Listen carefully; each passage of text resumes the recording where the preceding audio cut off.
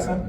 Él es egresado del Hospital Civil de Guadalajara, Fray Antonio Alcalde, y tiene una especialidad en pediatría en el Hospital Infantil de México, con el tema de manejo de la estenosis subglótica en pacientes pediátricos. Entonces le pido de favor al doctor Enrique que nos acompañe y nos haga favor de dar su charla.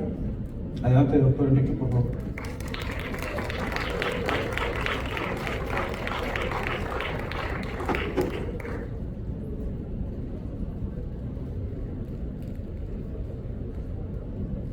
El día de hoy la sesión se dedica al tema de pediatría, la otorrinopediatría. Es pocas las oportunidades que hay como para presentar ante los otorrinos un tema de otorrinopediatría, y justamente el tema de hoy es algo de lo que los otorrinos pediatras hacemos, y ahora sí que sobresalimos un poco al otorrino general, ¿no? La vía aérea pediátrica es algo muy importante y que obviamente son patologías que se tienen que manejar en conjunto. A veces nos tenemos que apoyar con otras especialidades. El tratamiento es multidisciplinario. Entonces el tema de hoy es un tema que es muy común. De hecho, en todos los hospitales hay casos, todos los que trabajen en hospitales de segundo o tercer nivel que tengan terapias, lo pueden ver. Y bueno, pues también sé que hay residentes, también para que vean un poquito de lo que esa parte de lo que se hace de la otorrino general, ¿no? Nuevamente una disculpa, el primer profesor que habíamos invitado era el doctor Irán, de la Ciudad de México. El doctor pues es mi maestro, no es el laringólogo pediatra del país. Él tuvo un tema de salud, entonces él no nos pudo acompañar. Estaba el doctor Trujillo, que también es parte del equipo, el cual pues surgió un tema familiar por ahí, ¿no? Pero dentro de lo que cabe todo bien.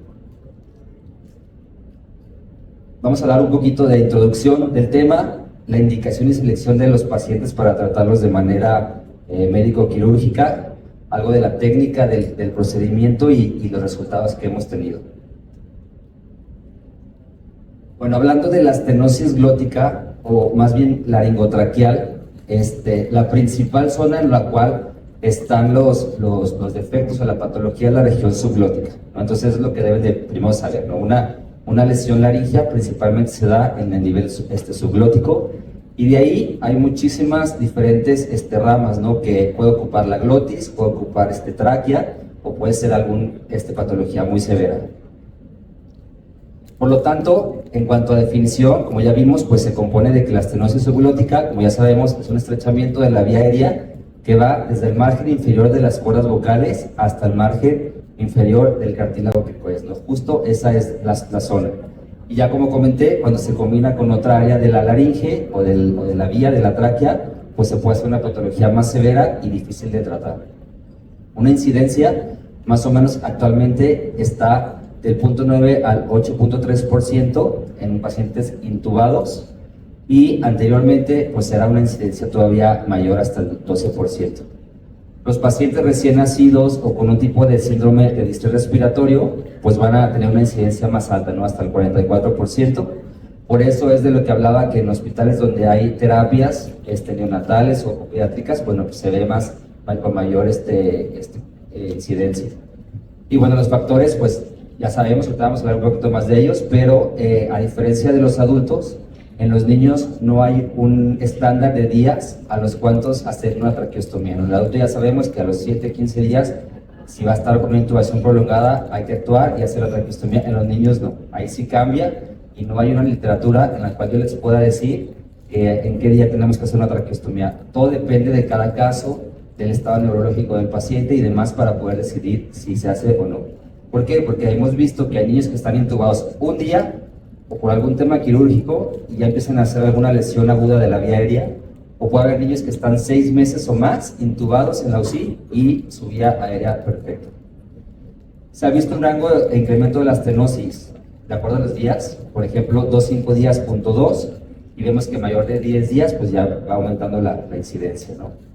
La etiología como tal, la parte congénita pues afortunadamente es el menor, menos del 5%, y la que es más frecuente es la adquirida, 90-95% de los casos, y como ya vimos, se debe a la intubación prolongada, ¿no? O algún trauma a la intubación.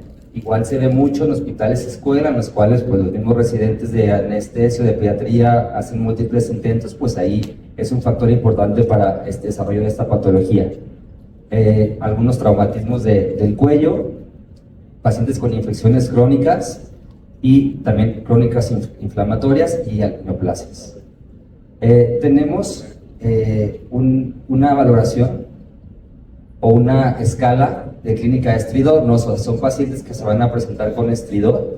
El doctor Ira hizo un apego a México, al español, de la neumotenia clásica de hacer esa evaluación. Y esta les va a servir para todos los pacientes que les lleguen con estridor, ¿no? Parcas. ¿De qué estamos hablando? Ustedes van a ver un niño con estridor, un paciente con estridor, y no a todos les van a hacer una laringoscopía, ¿no? Hay ciertos lineamientos en los cuales ustedes pueden tomar como de referencia para ver si necesita o no hacer una laringoscopía, porque en la consulta también llegan niños con estridor. Ya sabemos que la laringomalacia pues es lo más común, pero no todos son candidatos a una laringoscopía o broncoscopía, ¿no? ¿Por qué? Porque los niños, el estudio ideal es bajo anestesia, con un equipo y demás, entrar a quirófano, anestesiólogo pediatra y demás. Pues obviamente esto implica hasta costos para el paciente. Entonces la neumotenia Parcas, si el estridor es de manera progresiva, ahí le van a dar un punto, van a ir tomando como detalle. Si el paciente tiene una alimentación alterada o tiene una falta de ganancia ponderal, que no suba de peso, que son un neonato que pues prácticamente está el mismo peso del que nació y demás, pues ahí es otro punto en el cual podemos nosotros tomar en cuenta. Todo el tema de dificultad respiratoria, si tiene cianosis, si hace apneas y si es una patología severa. Entonces, ya si de estos criterios tenemos uno o dos, que por lo general es como llegan los pacientes con laringomalacia, pues podemos observarlos, estarlos citando cada semana, cada 15 días a la consulta para ver la evolución. Pero si el paciente ya tiene 3 o más de estos, ya es candidato a una mínimo exploración. La clasificación de la estenosis, principalmente usamos la más usada es la de Mayer-Cotton, ¿no? La clasificación de Cotton para estenosis laringea, en la cual involucra el tamaño del porcentaje del cual está disminuida la luz. Por ejemplo, el grado 1 es del 50% o menos, grado 2 del 51 al 70%, grado 3 del 71 al 99% y grado 4 es totalmente, ¿no? O sea, ahí podemos empezar a clasificar un paciente con un grado de estenosis. Pero actualmente el doctor Monnier, que es el padre de la guía pediátrica, como lo dicen actualmente, él a esta clasificación hace una modificación en la cual ya empieza a ver si la estenosis va más allá de la subglotis, ¿no? Por ejemplo, en el grado 1 sigue siendo el mismo porcentaje, pero si es solamente de la pura glotis, la pura subglotis es A. Si involucra o el paciente tiene alguna comorbilidad que pueda fallar o que pueda tener un tema neurológico, cardiológico, etcétera, pues se pone como B. Si tiene un involucro glótico, subglótico es C. Y si además de tener este involucro tiene alguna comorbilidad, pues es una D, ¿no? Entonces, en base a eso, esa es la clasificación más actualizada en la cual va a ser más específica, sobre todo para decidir temas de tratamiento. Los niños con una estenosis laringotraqueal vamos a tener 2 escenarios, ¿no? El niño que llega con traqueostomía, o sea que ya por alguna urgencia, algún médico, sobre todo pues principalmente son cirujanos pediatras, le hace una traqueostomía, pues ya tienen la vía aérea segura, ¿no? Esos pacientes pues por lo general van a tener la anatomía muy alterada, van a ser causas congénitas principalmente, como ya vimos, van a involucrar más segmentos de la laringe, y nos da una oportunidad de planeación para el tratamiento quirúrgico, ¿no? O sea, hay un consenso en el cual podemos tomar la mejor decisión. Y los niños sin traqueostomía, que nos van a llegar, y puede ser muchos, alguna urgencia respiratoria.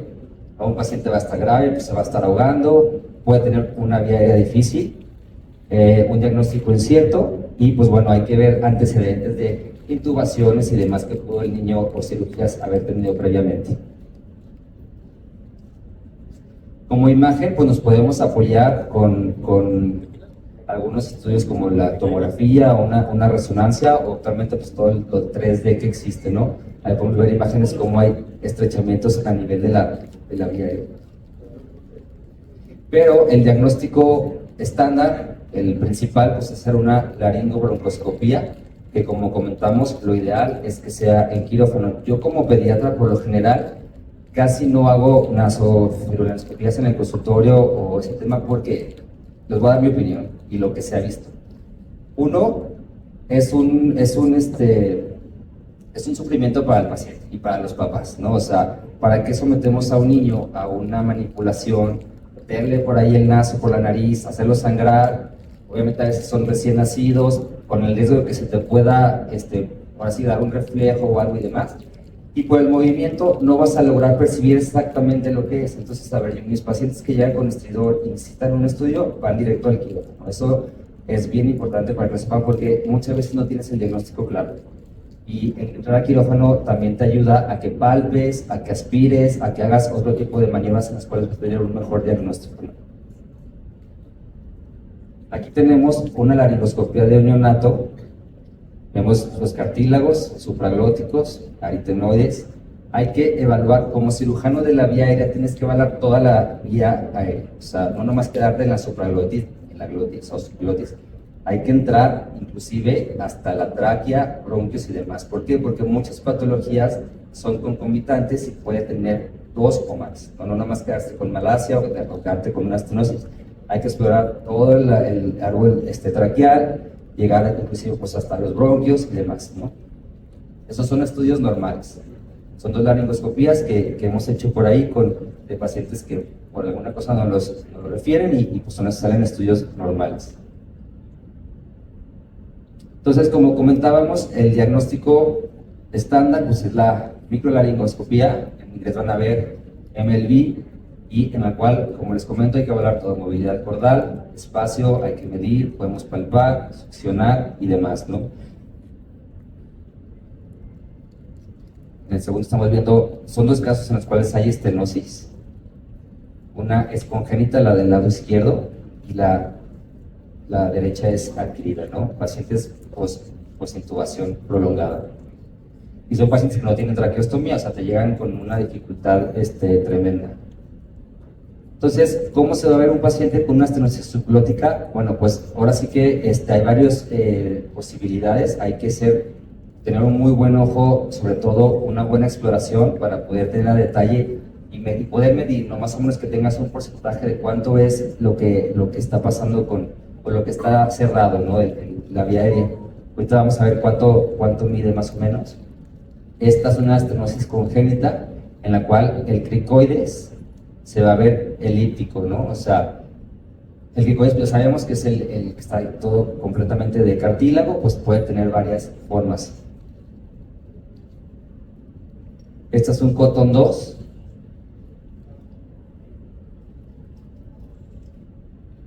Como les comento, hay que evaluar todo, la epiglotis, los aritenoides, obviamente ver movilidad cordal, esas otras. Muchos pacientes pueden tener una fijación y no puede estar pensando que tienen alguna parálisis cordal.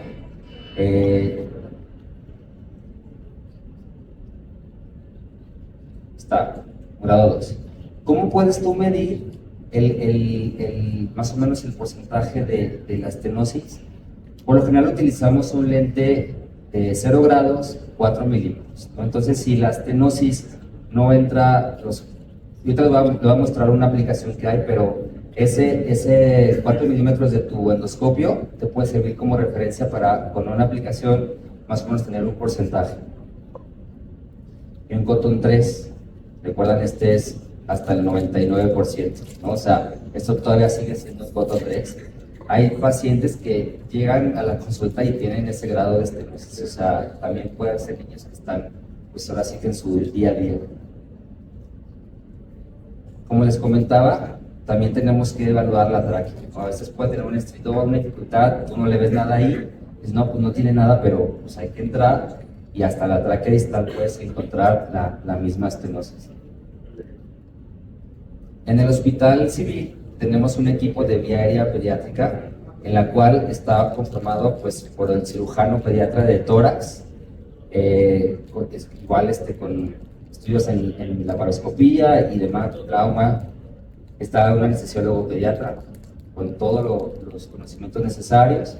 Nos extendemos hasta el civil nuevo con la doctora Melissa, ella también tiene el adiestramiento.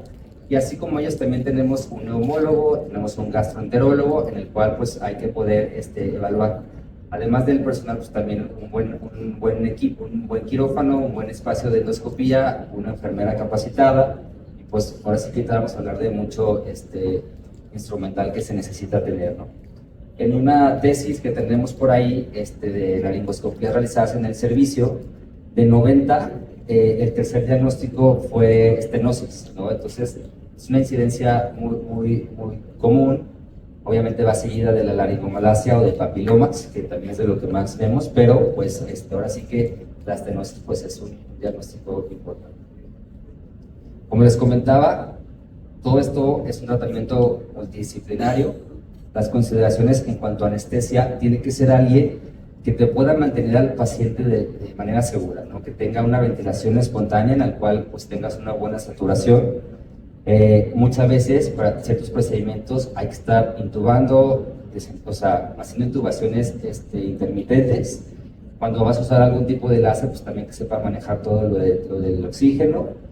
Hay que tener cuidados operatorios para todo el tipo de procedimiento, no tener una buena terapia o cuidados correctos en el piso. Y pues también apoyarnos de los médicos pediatras intensivistas, ¿no? Y también pues tema de los temas respiratorios, los terapistas.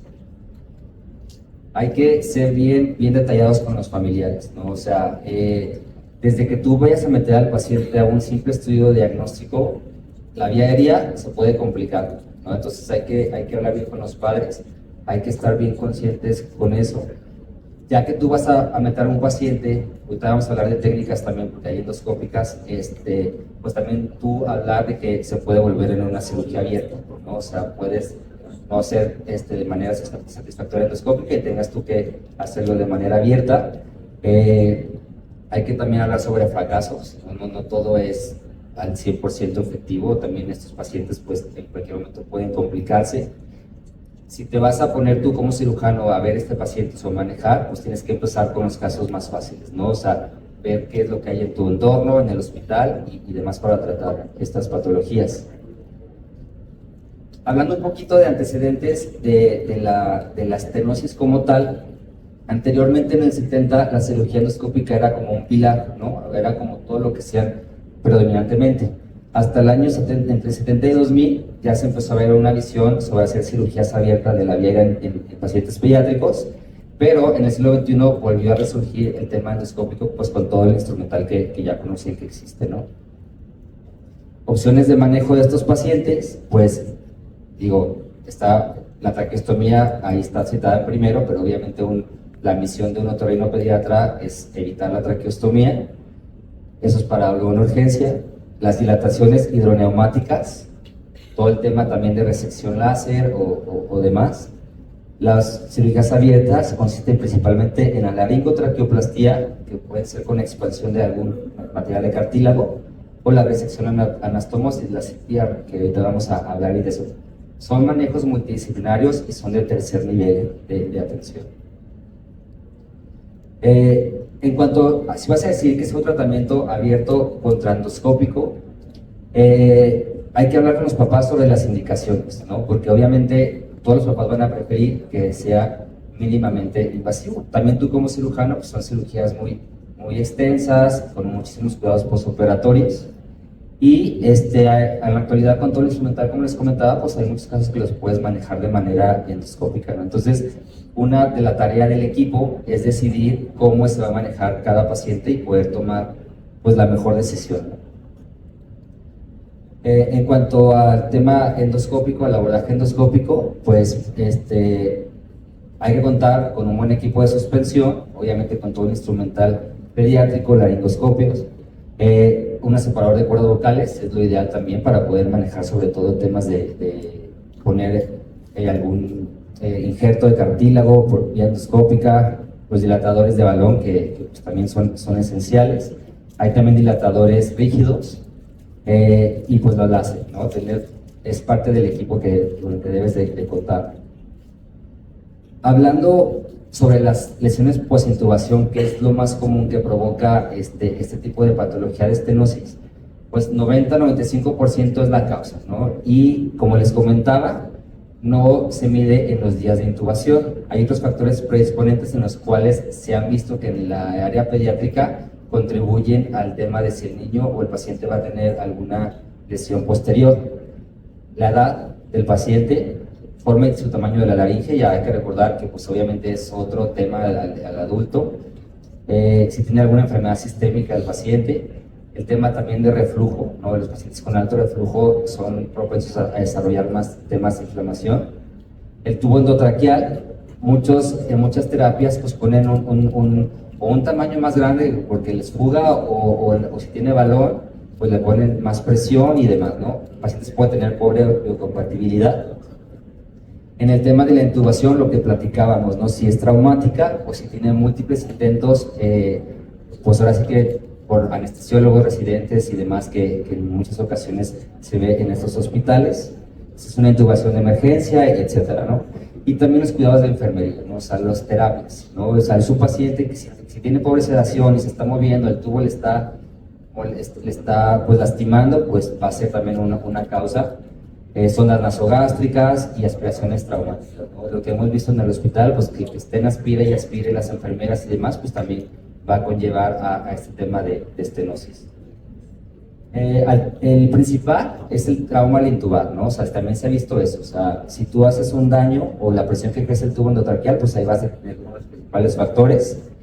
¿Por qué? Porque se puede recargar sobre la glotis posterior, que es algo muy común, o que exceda la presión, ¿no? Algún globo o algo de 20 a 40 milímetros, pues va a haber una necrosis isquémica. Hay varias lesiones, ¿no? Y como vemos en un corte histológico, pues se ve que se daña el cartílago, ¿no? Porque un cartílago que está anudado, pues va a empezar a sufrir úlceras y va a ser mayor inflamación, etc.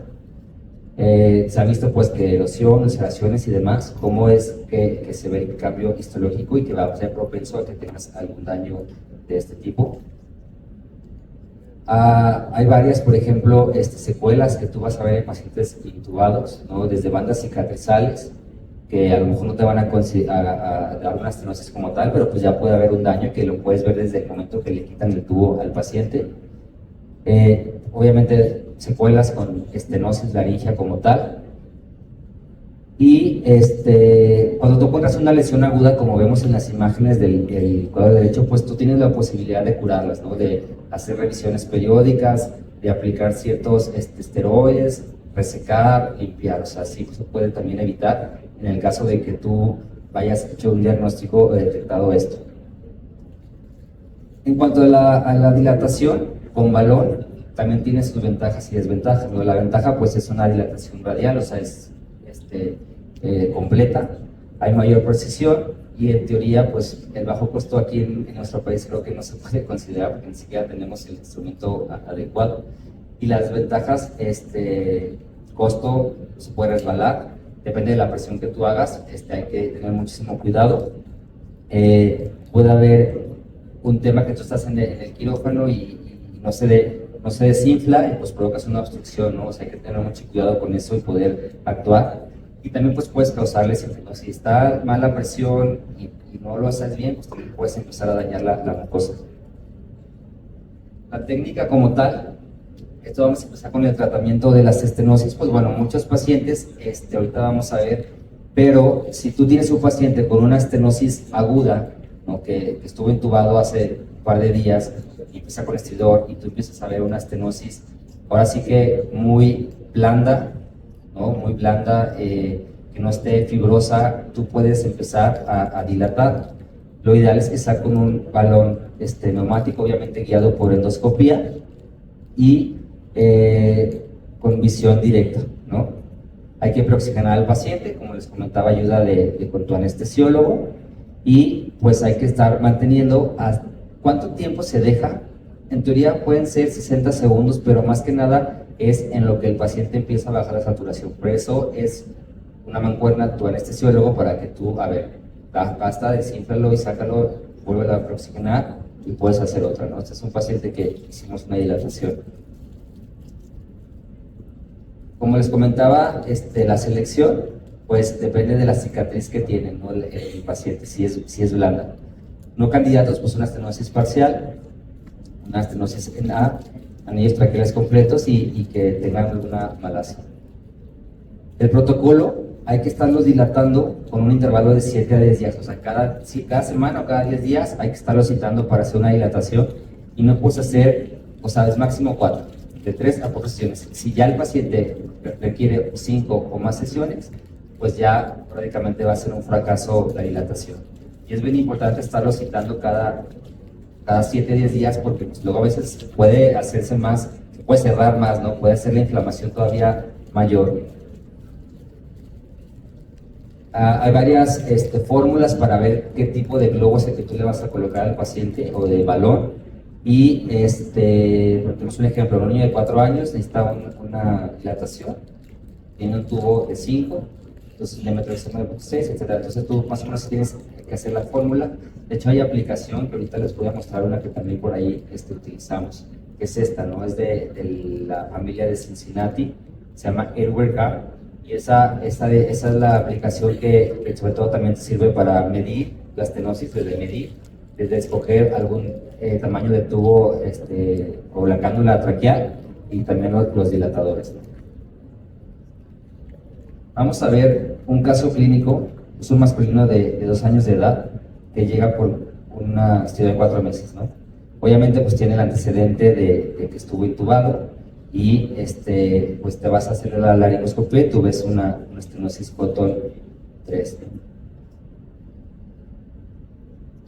Tenemos una femenina de 8 meses. En pediatría la edad es muy importante, ¿no? O sea, porque desde que tú tienes un niño de 1 mes o de 7 años, obviamente el diagnóstico va a ser totalmente distinto y eso es algo que tú debes de tener en mente, porque no te va a llegar un niño de 7 años y vas a estar pensando en laringomalacia, ¿no? Y a lo mejor te llega un niño con estridor y nunca lo han intubado, pues tampoco a lo mejor vas a pensar en una estenosis. Y al revés, ¿no? Si tiene muchos antecedentes de intubación, alguna cirugía, eso, pues tú ya vas a ir pensando en que a lo mejor tenga alguna lesión en la vía aérea. Este paciente de 8 meses, la intubación prolongada, se le ha hecho varias dilataciones.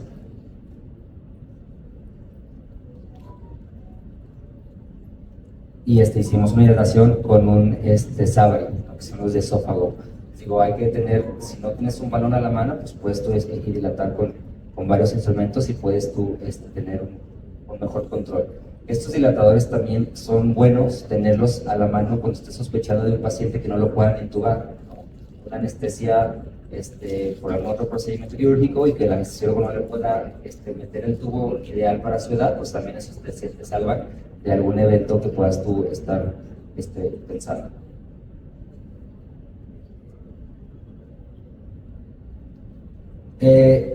Como les comentaba, principalmente en las terapias pediátricas es donde llegan todos los casos que van a ser como de un adecuado diagnóstico, tener un buen abordaje sobre todo. Por ejemplo, es un paciente de 3 meses de edad en el cual al nacimiento tuvo un derrame pleural en útero, una cesárea se le hizo y aparentemente pues tuvo llanto y respiración espontáneo, tenía la exploración paladar hendido y pues le ponen CPAP, ¿no? En la UCI. Estuvo ahí varias semanas, le hacen 2 toracocentesis por un derrame pleural, hospitalizado 1 mes, aparentemente mejora ahí algo, ¿no? Obviamente pues con todas sus valoraciones genéticas y demás, ¿no? Pero después del alta, a las 24, o sea, los días, empieza con estridor, con dificultad respiratoria. Vemos cómo está marcada la retracción, que es algo de lo que debemos de tomar en cuenta. Y nos hablan por el estridor, ¿no? Esa es otra cosa. Los pediatras de terapia muchas veces se van con los neumólogos y yo ya les he dicho, a ver, el estridor en sí es otorrinopediatra. Y porque ya nos ha pasado que empieza el neumólogo y pues no le encuentran nada y pues el niño se empieza a complicar, ¿no? Pero bueno, tenía insuficiencia respiratoria además y pues nos hablan y el diagnóstico de ingreso fue un CRUP, ¿no? Secundario. Tiene obviamente un panel por ahí positivo. Las nebulizaciones, pues un CRUP debería de ir mejorando, el cual pues ven que no, empieza a tener un discreto de la gente del costal, una teletórax normal, empieza con dificultad y pues ya bueno, ven todos estos datos, ¿no? Ya nos mandan la interconsulta igual a gastro. se interroga a los padres, comentan pues, que sí, efectivamente, ellos notaban un estridor desde la UCI, que es algo que, como les comento, tienes tú que tener una buena, un buen interrogatorio. Y otra cosa importante, o sea, el niño no ha subido de peso, o sea, eso es lo que hablábamos, ¿no?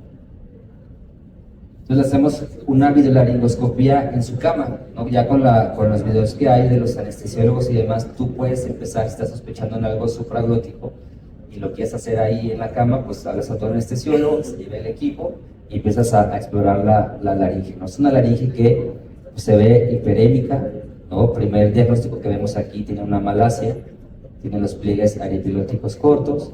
Esta es una laringe, ahora sí que le decimos enojada, o sea, está muy irritada, mucha secreción. Pues bueno, uno piensa que a lo mejor una malasia, vamos a ayudarle con unos cortecitos en los pliegues, en el tejido que sobra. Pero ya al hacer un estudio bien, como les comento la diferencia de quirófano, vemos que al entrar a la subglotis, en los niños el diámetro de la subglotis es de 4 milímetros, ¿no? Los recién nacidos. Eso es bien importante, menos de 4 milímetros ya se considera estenosis.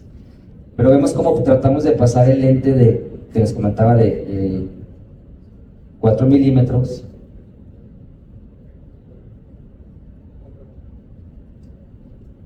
Y vemos que tiene una estenosis. ¿Ya la vieron? Y obviamente por las características que tiene es una estenosis congénita. O sea, el niño desde que nació, o sea, es su estenosis sublótica congénita, ¿no? Y hasta después de meses pudimos diagnosticarla. Hasta le hicieron potenciales y también que tenía hipoacusia y demás. O sea, cosas que de verdad uno tiene que estar fijándose, pues bueno, tarde en eso. Y pues ese paciente pues como se mantiene sin estar intubado, obviamente, pues creo que le cayó un tubo del 2. Total que se le tomó un estudio de imagen para ver qué tan larga estaba la estenosis, ¿no? Tú tienes una imagen de cuánto cierra, pero no estás viendo qué tan profunda. Entonces, también aquí nos sirven los estudios de imagen. Lo ideal es que hacemos una resonancia o una tomografía. Ya con las tomografías de vía aérea, pues tú puedes puedes ver con mayor precisión qué tan larga está la estenosis y qué es lo que debes de dar. Obviamente este paciente es para un tratamiento quirúrgico.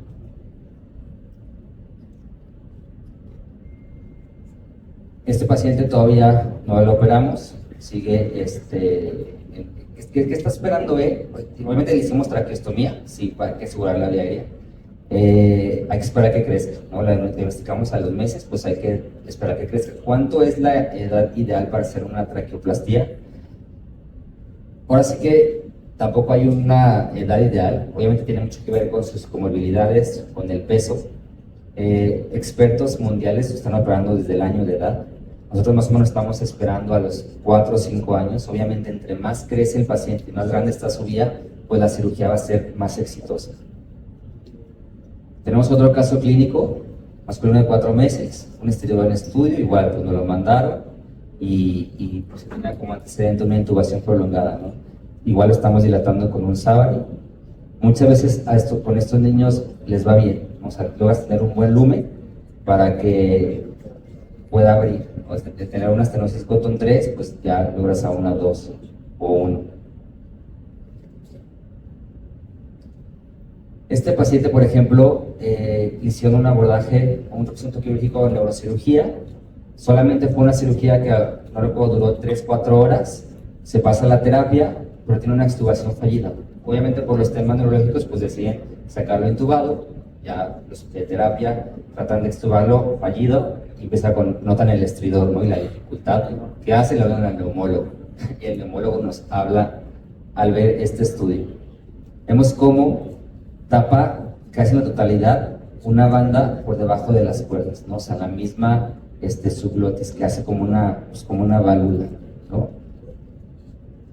Estas son las lesiones agudas que tú puedes corregir mediante endoscopía y ya que lo operas, pues cortas la banda, das curación, puedes colocar esteroide y pues obviamente el niño quitarle el tubo ya, ¿no? Porque está provocando muchísima reacción. Entonces, ya hablando de cuando tienes un fracaso de la cirugía endoscópica o cuando el paciente no es apto para un tratamiento endoscópico, pues está la cirugía abierta, ¿no? La cirugía abierta es una cirugía muy extensa, en la cual, como les comentaba, es de tercer nivel, hay que tener un gran equipo, y hay 3 tipos principalmente. La reconstrucción laringotraqueal, que es el colocar injertos, ya sea anteriores o posteriores. Una resección cricotraqueal, que también puede ser de manera extendida, ahorita vamos a platicar sobre eso, o un slide traqueal, ¿no? Esa sobre todo es para causas congénitas en las cuales tú cortas la tráquea y haces ahorita vamos a ver un poquito de eso, ¿no? Estos pacientes que ya van a ir a cirugía abierta, pues como comentaba, hay que hacer una evaluación preoperatoria importante. También ciertos pacientes que están fallando el tratamiento endoscópico, pues tú también tienes que estudiarlos, ¿no? Como ya vimos, pues es una cirugía retadora y compleja. Hay que tener un plan quirúrgico adecuado. Siempre sesionamos y tratamos de ver qué es la mejor técnica para el paciente. Una evaluación preoperatoria adecuada. Y como les comentaba, no solamente ver esa parte, no hay que ver todo integralmente al paciente. Tenemos que apoyarnos por gastro, por neumo, cirugía pediátrica. Y hay pacientes en los cuales traen temas como una esofagitis eosinofílica o una laringe inflamada. Obviamente primero tienes que tratarla, ¿no? Y muchas veces está asociada a una inflamación, alergias alimentarias o atopia. Una laringe que está así, que tú la quieres operar, pues obviamente ya es un fracaso que vas a tener, ¿no? Y este tema muchas veces es aparte del eje, ¿no? Del reflujo. O sea, obviamente aparte del reflujo, que también lo tienes que tratar, pues tienes que detallar y tener muy buen tratamiento para este tipo de condiciones. Por ejemplo, está un tratamiento con una laringe inflamada, empiezas a tratarlo y pues bueno, ya cambia, ¿no? Cambia la inflamación. Como les comentaba, puede ser con reflujo. Sin reflujo hay que dejar un manejo adecuado. Obviamente antes de la cirugía pues tienes que hacer un buen tratamiento. Como les comentaba, también estos pacientes pues son menor aptos para una decanulación hasta que no se da esa inflamación.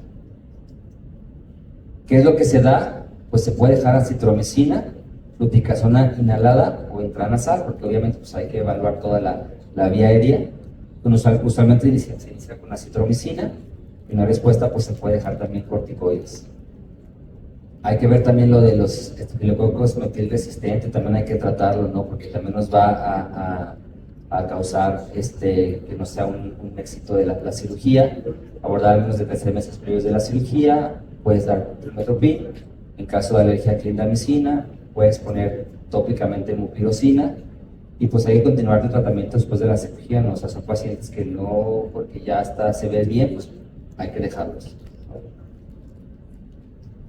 También otro tema importante con estos niños, de acuerdo a las técnicas que tú utilizas, hay que tener una buena evaluación de la voz, ¿no? Obviamente no es lo principal, no es el objetivo, una adecuada voz, pero sí puedes tú tener varias consideraciones para que la respetes lo más importante. Aquí sí cambia, o sea, es la respiración por la voz. Puedes hacer, pues poner injertos posteriores en la glotis en los cricoides para ampliar, alguna lateralización de la cuerda vocal, y pocos pacientes tienen una voz normal posterior al procedimiento. La intubación prolongada, pues es un factor que también nos va a condicionar que pueda hacer un daño en la voz en un futuro. En cuanto a la reconstrucción, como ya les comentaba, son injertos. Hay que poner algún material que pueda expandir esa laringe que está estenótica. Puede ser, principalmente es de costilla, ¿no? O sea, es el injerto que tomamos. Hay que tener adecuadas técnicas de sutura para poder fijar los injertos. A veces puedes poner algún stent para ayudarte a ella a que se quede fijo. Principalmente son injertos en la parte anterior de la tráquea o la laringe, en el posterior, o pueden ser combinados, tanto injertos anteriores como posteriores. Hay pacientes en las cuales tú le puedes colocar un injerto posterior vía endoscópica y es sorprendente, pero muchos pacientes no necesitan fijación. Aunque tengas un buen espacio y hagas una buena disección, tú puedes colocar un injerto posterior en el cricoides para poder ampliar una estenosis que sobre todo esté más hacia el lado posterior de la glotis, ¿no? Como ya comentamos, pues es para expandir el exoesqueleto laringotraqueal, se utiliza principalmente la costilla y es una cirugía bidimensional. Los relacionados están relacionados con el grado de estenosis que tú tengas de tu paciente y pues ya los factores que ya hemos visto, y muchas veces van a necesitar una cirugía de revisión para ver que no estén formando más inflamación o que tú puedas mediante endoscópicamente quitar algún granuloma, lo que estén haciendo. Opciones para stent. Los stent es muy difícil el material que tú puedes utilizar para estos pacientes, porque cualquier cosa que el niño no lo tolere va a empezar a hacer mayor inflamación y obviamente pues te va a empeorar el pronóstico de tu cirugía, ¿no? Muchas veces por el que no tenemos el stent adecuado, que el ideal es el que hace el doctor Monnier, que obviamente no están comercializados. A veces hay alguno que otro que se pueda tener algún set, por ejemplo en el Hospital Infantil de México lo tenía, y obviamente pues ahí se reutilizan y pues a veces no es el material adecuado, entonces a veces no se deja stent, ¿no? Muchas depende, por eso es ideal que el niño esté más grande, pues para que ahorres todo este tipo de dificultades que puedas tener. Si es de un solo tiempo, pues al momento que el stent te va a servir el mismo tubo endotraqueal. Muchas veces o muchas ocasiones se utiliza un tubo endotraqueal, que si tú ahorita que expliquemos lo que significa en un solo tiempo, pues al momento que tú extubas, pues eso fue tu stent, ¿no? El retiro del stent, pues dependiendo de la inflamación de la vía aérea, obviamente hay que hacer una revisión para poderlo retirar, y dependiendo de cuando tú retires el stent o el material que hayas dejado ahí, pues como tú veas, la laringe es un predictor de la evolución. Si ves que la laringe está inflamada, está activa, pues eso sabes que va a volver a llegar a hacerte cicatriz, fibrosis y te pueda volver a cerrar, ¿no? Puede verse muy bien el día 1, pero desarrolla una estenosis en una semana después del paciente, ¿no? O se puede ver muy mal en el primer día quitándole, pero a la semana esté muy bien, ¿no? Eso es la diferencia de los niños, ¿no? De la laringe en los pacientes pediátricos. Hay una terapia del grupo QUAD de Cincinnati también que puedes dejar tú para el momento de retirar el stent. Puedes dejar ciprofloxacino tópico, darles amoxicilina ácido clavulánico, Dexa, y los inhibidores, ¿no? Ya hablando del tema de reflujo, ¿qué es lo que se utiliza? Pues inhibidores, principalmente el esomeprazol, y es por largos periodos, ¿no? O sea, son pacientes que tenemos que quitarles el tema del reflujo que te pueda dañar a ti a una irritación.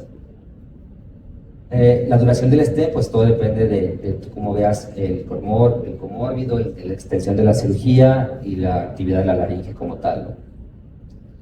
Hablando de los tiempos quirúrgicos, ya cuando tú haces una reconstrucción laringotraqueal o una resección, y tú puedes dejar al paciente como de un solo tiempo o de 2 tiempos. ¿Qué significa esto?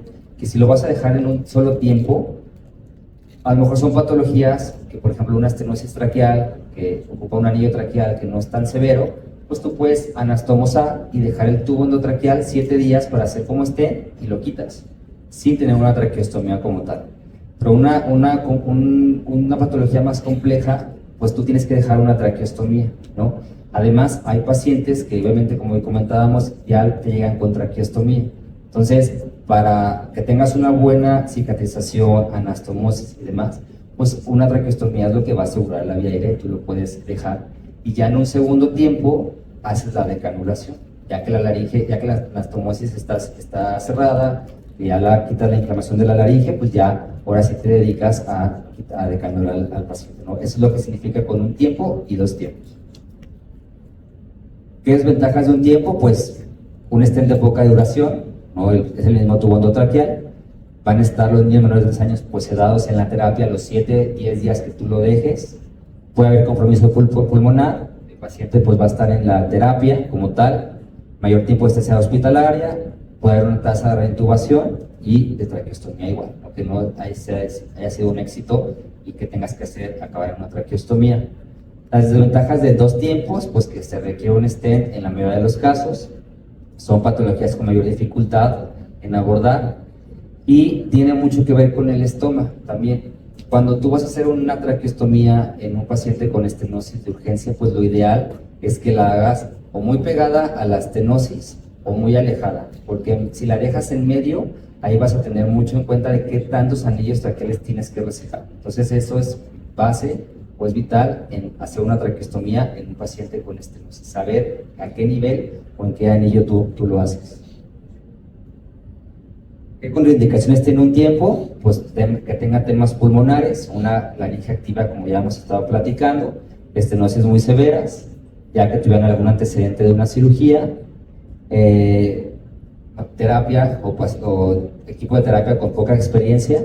¿Por qué? Porque el paciente pues va a estar con la anastomosis, pero pues, si no lo sedan, no lo mantienen quieto, pues se puede disentar, ¿no? Que esa es una urgencia de este tipo de procedimientos. El segundo tiempo, pues si les tomas parte de la estenosis subglótica. Como les comentaba, pues son pacientes que tienen que estar dormidos porque se pueden disentar, ¿no? Y es alguna gravedad y tú tienes que ir a la hora que sea a resolver, volver a pasar al paciente a quirófano. Como ya comentábamos, pues los injertos de cartílago es lo que más se hace, sobre todo en estenosis grado 2, es menos común en grado 3 y hay manera de hacerlo de manera endoscópica. El injerto posterior del cricoide, la técnica ha evolucionado, es la que les comento que puede ser de manera endoscópica. Al principio pues se fijaban, a veces puedes tú no fijarlos. Si vas a colocar un stent puede ser con un periodo más corto y va a permitir preservar la comisura anterior, ¿no? En temas también como de voz y eso pues te ayudas a preservar. Cuando tú haces una cirugía abierta, porque me preguntan, oye, ¿cómo se pone el injerto posterior? Pues tienes que hacer una laringofisura. ¿Qué es eso? Pues hay que abrir en la parte anterior de la laringe para tú poder llegar a la parte posterior del cricoides o traqueal y poder poner el injerto, ¿no? Ventajas, pues, como vemos, es el acceso a la parte posterior de la glotis o la subglotis. Y desventajas, pues, menor estabilidad, porque estás abriendo la laringe en su parte anterior y con un mayor riesgo para una web glótica o que tengas una simetría de las cuerdas vocales.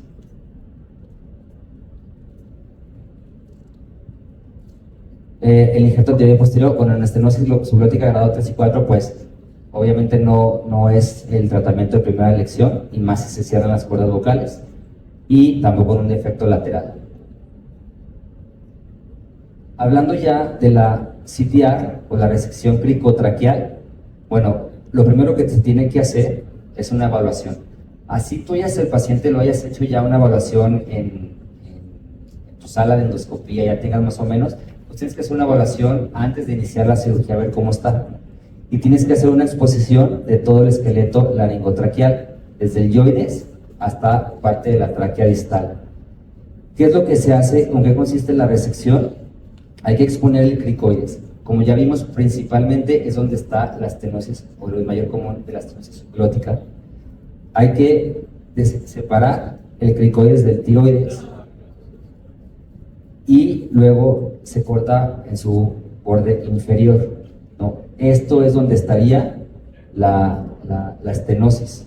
Después de tener tu cartílago cricoides, lo cortas anterior, esta sería como una laringofisura, y es donde está la estenosis, ¿no? Hay que quitar toda la parte anterior junto con su parte lateral, y pues hay que recordar que atrás hay que dejar un pedazo de mucosa, ¿no? Entonces esta es la región de la estenosis subglótica que tú estás resecando con la resección cricotraqueal, ¿no? Con el mismo bisturí tú puedes cortar esta que es la estenosis, estar cortando y moldeando hasta que tú veas que tienes un lumen adecuado, ¿no? Igual con el bisturí, y también muchas veces usamos la fresa para tener un buen adelgazamiento del cricoides posterior. Tú puedes utilizar una fresa y poder dejarlo bien. Hay que separar de la tráquea, y muchas veces también puede involucrar 1 o 2 anillos traqueales, los cuales tú también los puedes resecar. Eso es lo que hablábamos de la extensión como tal.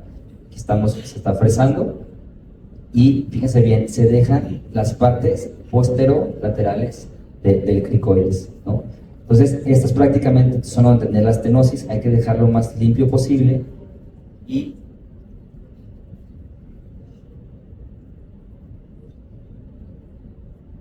ya que tienes definida la parte o la región en la que tú hiciste la resección, hay que empezar a separar la mucosa. Empiezas a separar mucosa del tiroides. Esta es la laringofisura. Colocas la tráquea, si te la estás llevando, pues hay que colocarla más abajo y poder ver hasta dónde tú vas a hacer la resección de los anillos traqueales. En la parte o la tráquea posterior, que es la mucosa, pues tienes que dejar un margen para que puedas suturarla y que quede por encima de tu parte posterior del cricoides. Este tipo también de técnica la hemos hecho en algunos cursos con laringes de cerdo, en algunos congresos, que también sirve mucho para tener una idea de qué es lo que tienes que cortar, que son algo parecidas. Y ahora sí que ya tener o de haber cortado tu estenosis, pues ¿cuál es el reto? Una buena sutura, ¿no? Saber cómo hay que suturar. Se tiene que ir marcando cada punto que tú das. Obviamente tú empiezas con la región posterior, uniendo la mucosa de la tráquea con mucosa que llega casi a la tiroides, cubriendo la parte del cricoides posterior. Y así vas uniendo o haciendo la anastomosis, ¿no? O sea, lo que ahí colocas el tubo endotraqueal. Y aquí ya vemos cómo ves tu tiroides, cómo vas uniendo procesos de sección cricotraqueal y ya la tráquea con los tiroides, ¿no? Ya que tú haces varias pruebas y ya tienes la anastomosis, pues ya empiezas a cortar tus suturas. Y esta es una revisión que se hace a la semana. Así es como se ve la estenosis. Acá abajo vemos la cánula traqueal, y esto es lo que tú debes de ver, ¿no? O sea, si empiezas a ver inflamación en la estenosis, pues empiezas a tratarla como ya con todo lo que hemos estado viendo. Al igual, si le colocas stent, que es obviamente que se va antes de cerrar, también te sirve para ver cómo van los resultados, ¿no? En manera endoscópica, quitas el stent, empiezas a ver que hay inflamación, y es ahí donde tú puedes hacer dilataciones o hacer retiro de granulomas o de cicatrices sobre la misma donde tenías el stent. Y pues, como comentabas, puedes verlo muy mal o lo puedes ver muy bien a la primera vez que retires el stent, ¿no? Se está retirando de manera endoscópica.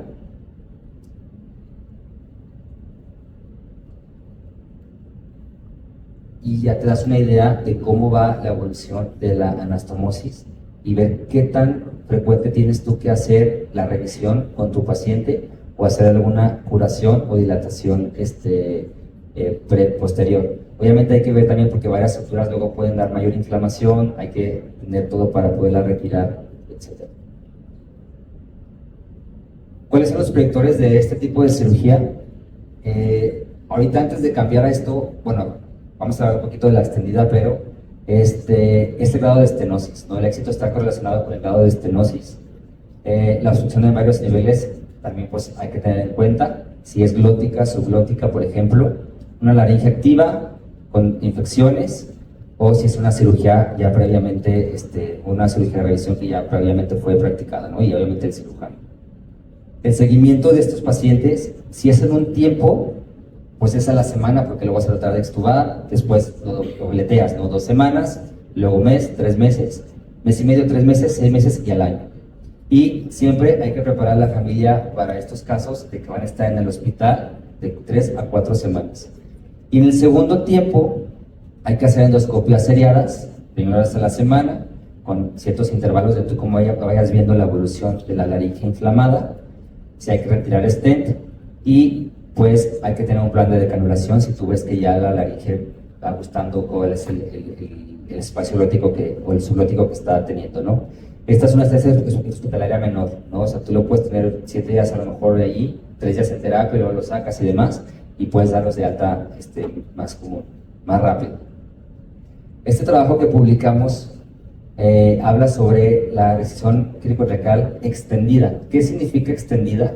Es la técnica que ya vimos en el video, que es hacer una resección cricotraqueal, pero cuando el paciente tiene un involucro glótico, tú puedes poner un injerto en el cricoides posterior, ahí donde estábamos fresando el cricoides, pues ahí es una una incisión, y ahí puedes colocar un injerto para ampliar tu glotis. Entonces, esto es sobre todo indicado en pacientes con una estenosis glótico-subglótica, ¿no? Será como una cirugía, obviamente, todavía más grande.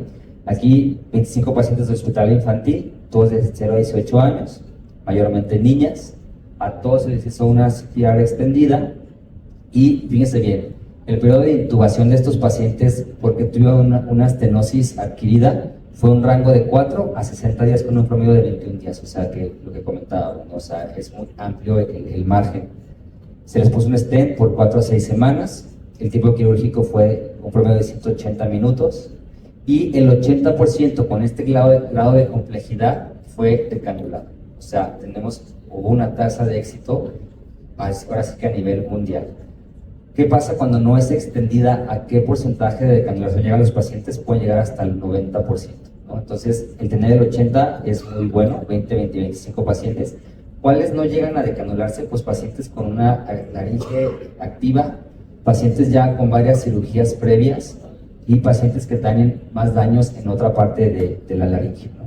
El tiempo medio de decanulación fue de 120 días. También, entonces, eso hay que hablar con una familia. No es de que se va a operar y ya a la semana se va a decanular. No, a veces puede ser más tardado de lo que uno se imagina. Y pues bueno, está el doctor Ira, maestro del Hospital Infantil, el doctor Monier, que es el padre de la vía aérea mundial, también que por ahí estuvimos en un curso en marzo en Chile. Y pues bueno, si alguien tiene alguna pregunta sobre el tema, pues adelante.